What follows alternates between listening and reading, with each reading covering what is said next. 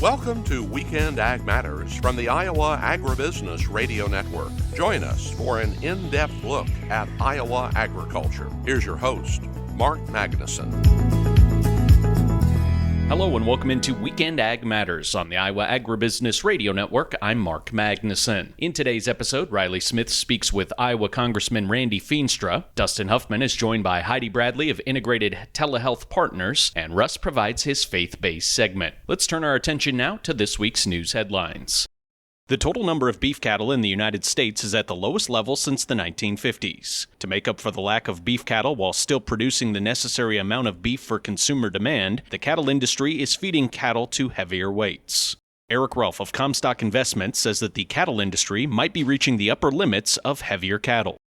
I believe we've reached the limits, but I guess I maybe would have thought that 100 pounds ago when we talk about live weight. Now, they continue to work on genetics to have heavier frames to carry more carcass weight. And so I don't really know how that can develop. I don't know the scientific logistics of that. However, I think we've got to be to nearing a top here as far as sheer carcass weights. Rolfe says that he has been surprised by the total weight that cattle are being fed to year over year. Right now, I mean, we're still running 30 pounds ahead of where we were a year ago. And a year ago, we were 30 pounds ahead of a year before. It is just remarkable what we're seeing here. USDA Secretary Brooke Rollins has announced that the application process is now open as of Monday, February 23rd for the USDA Farmer Bridge Assistance Program. This program provides $11 billion in targeted support to America's row crop farmers who have been hit hard by product and market disruptions. Pre-filled applications will be available online for farmers who filed 2025 crop acreage reports for eligible commodities and have a login.gov account. Producers can apply for this program online or in person at their local FSA office. These resources will help carry producers into the next season, truly a bridge, as purchase commitments and new trade deals take effect and input costs continue to decline. That's all the time we have for headlines this week. Let's turn things over now to Russ Parker and his faith-based Food for Thought segment here on Weekend Ag Matters on the Iowa Agribusiness Radio Network, where Iowa Ag matters.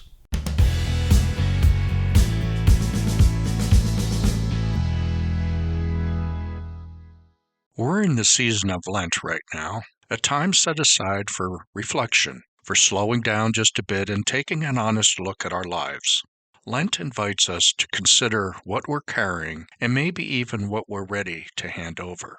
And that got me to thinking about scars. Do you know anybody that has a scar? Truth is, most of us do. Some are easy to see, some are hidden, but nearly all of them have a story to tell. Scars sometimes provide a kind of identity, don't they? A way to recognize someone, or maybe even a way to recognize ourselves. We might hear someone say, you know that person with a scar on his left cheek. Physical scars are caused by some kind of injury or purposeful incision in our skin, and usually they all come with a story. For example, when I was a kid, I fell off my bicycle and tore the skin on my knee, and 60 years later, that scar is still there, and I remember exactly how it got there. And years ago, I had a farm broadcaster friend who went through open heart surgery. And when I asked him how the procedure went, he unbuttoned his shirt and revealed a long scar down the center of his chest, proudly proclaiming he was the newest member of the Zip Club, referring to how the stitches look like a zipper. It was his way of adding a little humor to a serious moment. But it goes to show the human body has a remarkable ability to heal, but not always back to its original state. Sometimes scars remain, and sometimes there's so much scar tissue that making something better later on becomes difficult. In a way, those scars mark us. They tell our story. Some are known by many, others by only a few, but either way, we carry them with us.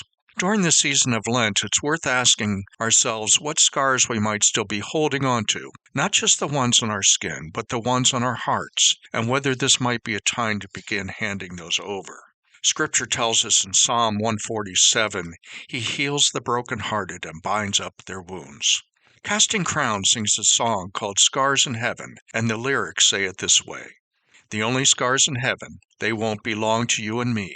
There'll be no such thing as broken, and all the old will be brand new. And the thought that makes me smile now, even as the tears fall down, is that the only scars in heaven are the ones that hold you now.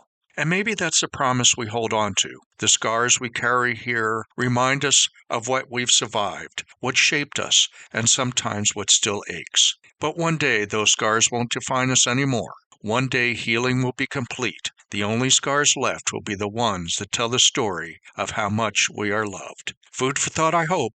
This is Russ Parker. Have a blessed day. Thank you, Russ. Up next, we will have Riley Smith's conversation with Iowa Congressman Randy Feenstra. That's next here on Weekend Ag Matters on the Iowa Agribusiness Radio Network.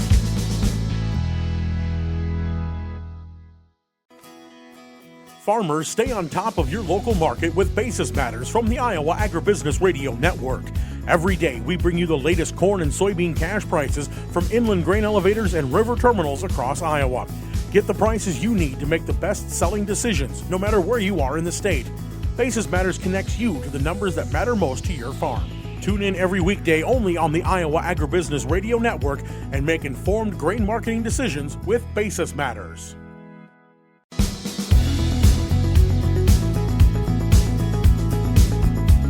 Welcome back to Weekend Ag Matters.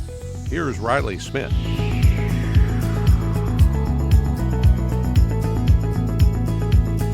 Riley Smith, Iowa Agribusiness Radio Network, on the phone right now with Iowa Congressman Randy Feenstra. And Congressman Feenstra, is a very busy time right now in the ag industry. I know you just got off of a very busy weekend. Here in Des Moines, we had the Iowa Beef Expo, and you were able to make it out there. First off, you can tell us why you were visiting the Beef Expo and just what it was like being there. Well, absolutely, Riley. Great to be with you on Iowa Ag Radio Network. It was just so much fun. I was at the Iowa Beef Expo on Saturday, seeing all the cattle producers showing their cows. But I had a special little friend I got to know over the last 6 years. His name is Colton Griffin, and his dad, Cody.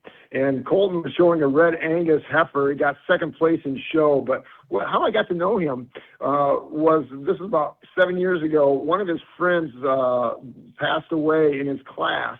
And he said, hey, I'm going to show this girl's cow at the show.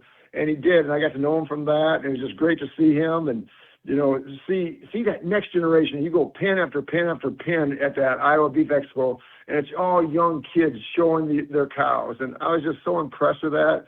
I mean, they are the future of our agriculture in Iowa here, and we got to make sure that we're excited for them and make sure that we can do everything we can to help them. So just a great day, but it was cold. It was like 27 degrees inside there. It was a challenge. A lot of generators going, I'll say that. Yeah, I know the Iowa Beef Expo. It feels like every year is just a pretty cold event. I've been out there before and been freezing my tail off as we record some video out there. But, something very interesting when you're at the Beef Expo, like you mentioned with those young show people and everybody using the show, it's also kind of a sale opportunity as well and a marketing opportunity. There's a lot of these people who are showing those cattle. They are becoming really good at marketing themselves and getting out there. And I know that's a skill that is very good to have here in the ag industry. There's a lot of things that you have to stand up for as a farmer, right? Oh, yeah, and it was just so impressive. You're exactly right. I mean, sales and marketing was happening there, but it's a family, right? I mean, we're all getting together as a family. We're all cattle producers talking about what's happening in the world and in the industry. To me, it was just great to see everyone engaged and involved, understanding that, there are opportunities, but there's also concerns out there in the markets today. So when we think about those opportunities and concerns, I know you have a vision to make Iowa the most business and ag-friendly state. What are some of the ways that you're looking at to get those improvements and support those businesses, especially small businesses, and keep those farmers happy? Yeah, we have to remember that ag is still and always will be the backbone of our economic engine in our state, all right? I mean, we have to be number one. We have to be the best when it comes to all 50 states. And that's what I'm pushing for my agenda. As the next governor, I will sell this state through trade missions. I will make sure that we get trade deals for Iowa, make sure that our farmers and our producers are successful. Again, when they're successful, that means our main streets are successful. That means our hospitals and our schools, everything goes along with it when our producers are successful. And there's some opportunity right now, working with President Trump, America First. We're working with new trade deals. with several countries. We're trying to get those commodity prices of corn and soybeans up there. We'd love to see corn back at 5, soybeans are back above 12, and that's the whole goal. And that's what we're working with the administration on. But being the next governor, I will do everything I can to make sure that our agriculture community is successful. And I know you've as well been around the state making some visits just to spread the message and meet with people you represent and learn more about what they want to see from this state. How have those visits been for you so far? It's been so good. I mean, we're in Linville, Waverly, Shell Rock, Norwalk, Gilbert, talking with the Iowa producers and having round tables and just getting together on different farms and talking about, the concerns and the opportunities. I think everyone's, bullish on where we could go. And that's great. But when it comes to, corn and soybeans, there's big issues, and that is the input costs. I mean, we got to drive down fertilizer when it comes to phosphate and potash. We got to drive those costs down, and I'm working with the administration on that. Obviously, they put it on the critical minerals list that will help reduce regulation. But we got to make sure that we lower the costs there and make this stuff right here in Iowa.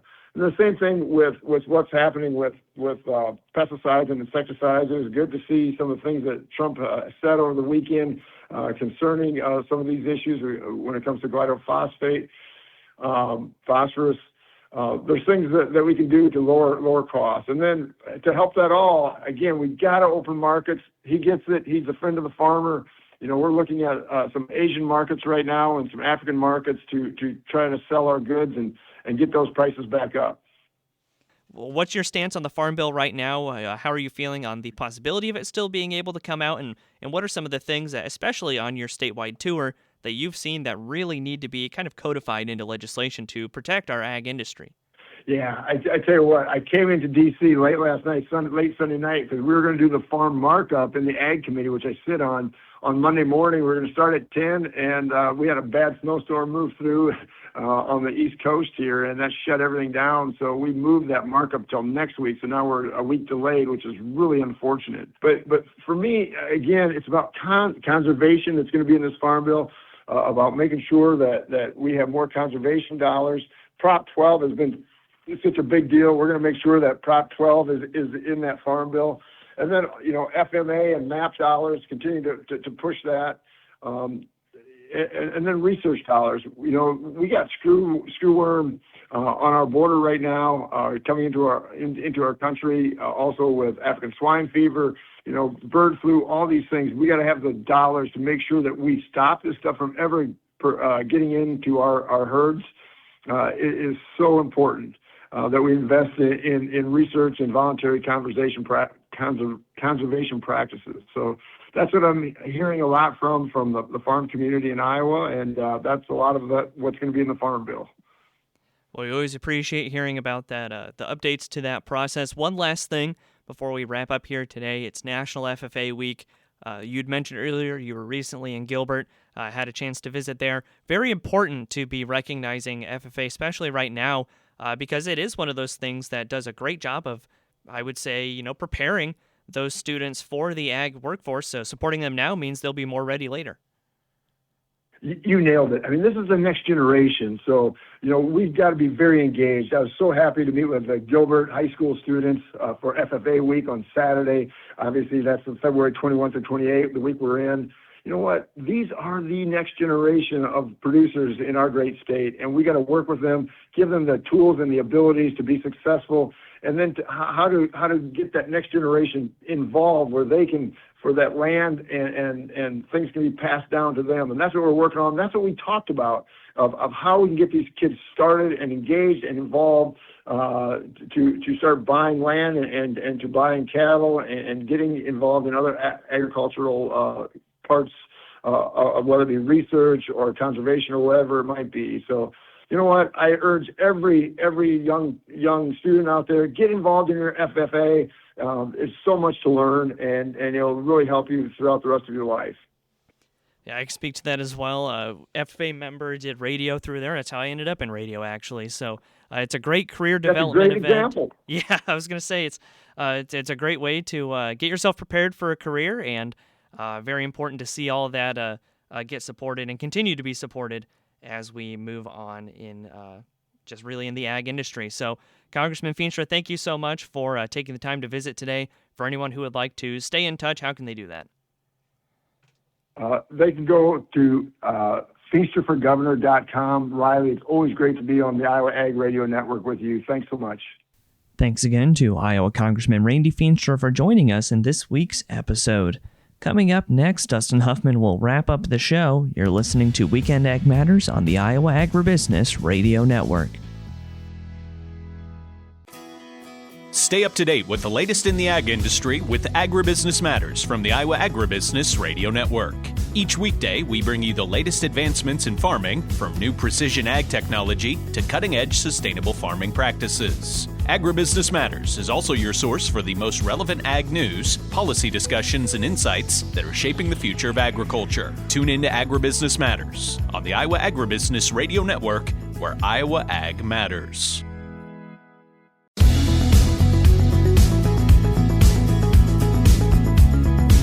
Welcome back to Weekend Ag Matters. Here's your host, Dustin Hoffmann.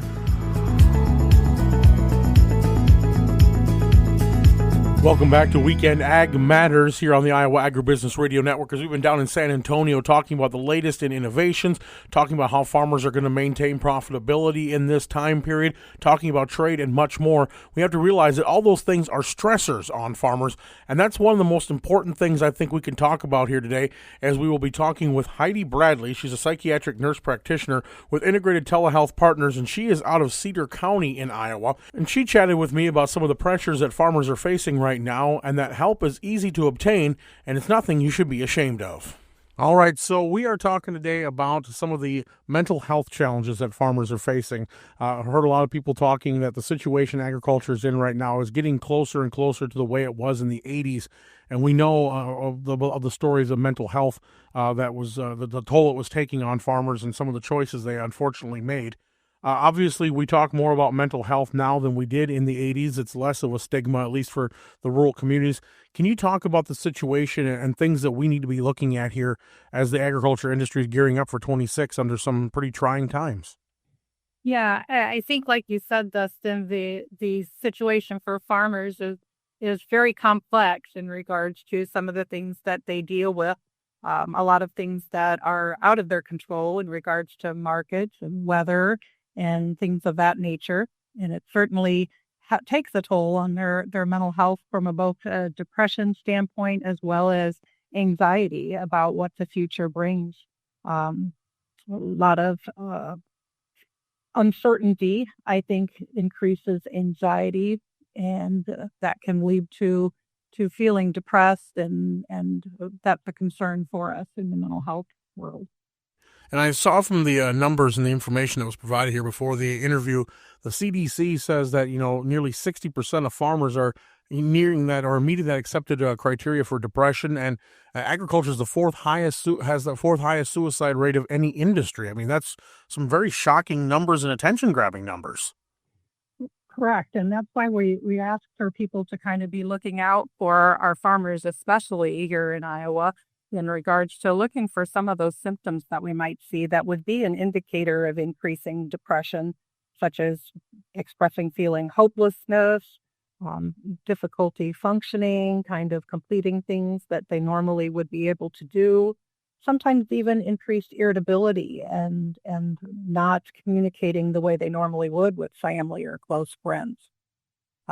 Sometimes we also see disrupted sleep or appetite. And as you know, with our farmers too, when we're in harvest season or calving season and things like that, sometimes our farmers are not getting enough sleep and not being able to take care of themselves from a health perspective as well, which certainly has a bearing on it too.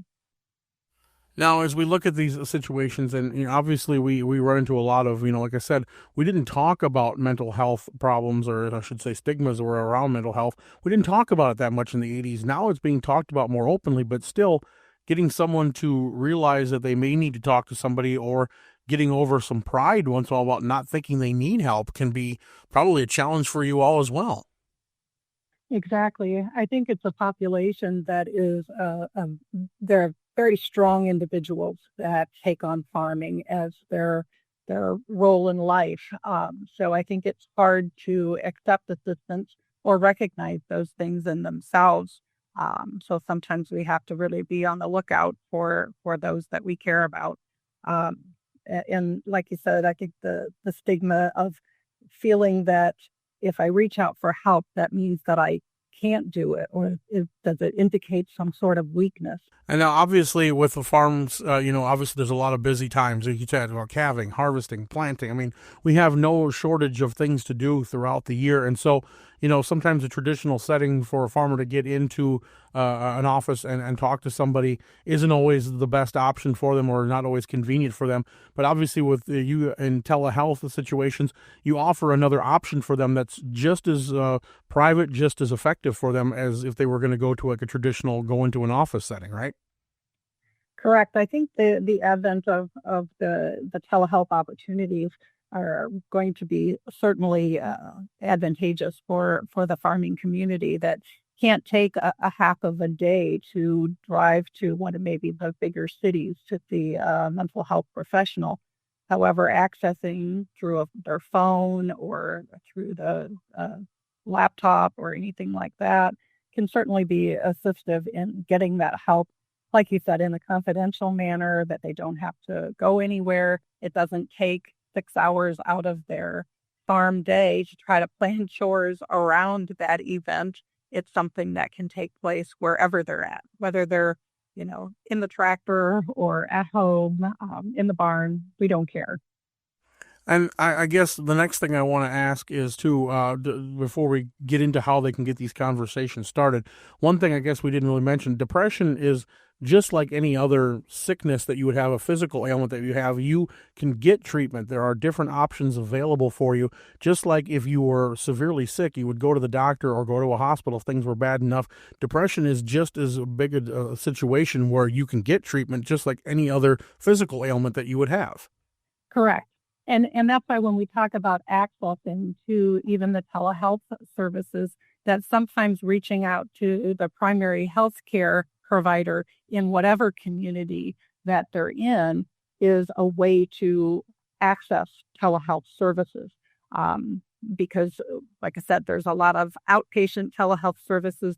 There's also in ERs, if patients are experiencing some suicidal thoughts, or that there's any risk to their safety in any way, shape, or form, we ask that they come to the nearest emergency room. And that's one of the things that I do is I see patients in emergency rooms that are in crisis, that need help now. And so we access that patient through the ER and facilitate that conversation immediately. I guess then, Heidi, the next question I would have is if you're a family member or someone who's close to somebody who may need treatment, and like we said before, pride can be something that can be a big deterrent for a person to seek help. But if you're noticing that, I mean, what kind of things can you do to help that person get the ball rolling and not put them in a defensive position where they will kind of, compress down on themselves and not want to open up? That's a really difficult question, Dustin, because everyone is an individual in regards to how they would respond to that. I think that knowing your family member or close friend in regards to how to approach that is key. I think the first thing I would say is that they need to express, hey, I'm concerned about you because of this, and kind of identify some of those things that they are concerned about, and open that conversation, as opposed to you need to go get help. No, if I'm concerned about you and how can I help? What can we do? Tell me about what's going on with you, and see if that person can share a little bit about how they're feeling, and that may open the conversation of, hey, there's telehealth services, there's your primary care provider. We can see what we need to do. Is that okay if we explore that? All right. And again, if folks want to look at some of those options and get the ball rolling, if maybe I'm a producer or a farmer out there that's feeling these things that I'm thinking maybe I should talk to somebody, is going to your primary care doctor the best way to go to get that ball rolling? Most folks have a primary care provider that's going to be able to make the appropriate referral. So that's where I usually say start there, because there's a lot of telehealth services that are available. There might be some of the primary care clinics, even in the rural health areas, have availability for contracted services with telehealth companies like Integrated Telehealth Partners. So I can't say for sure which ones that there is an existing relationship with. I'm not sure about that. However, they would be able to coordinate those services to make sure that that individual got help, just as if they would make a referral to cardiology if the patient has cardiac issues that they were unable to manage in the primary care office, or urology, or any other concern. They would make that appropriate referral to the specialty care.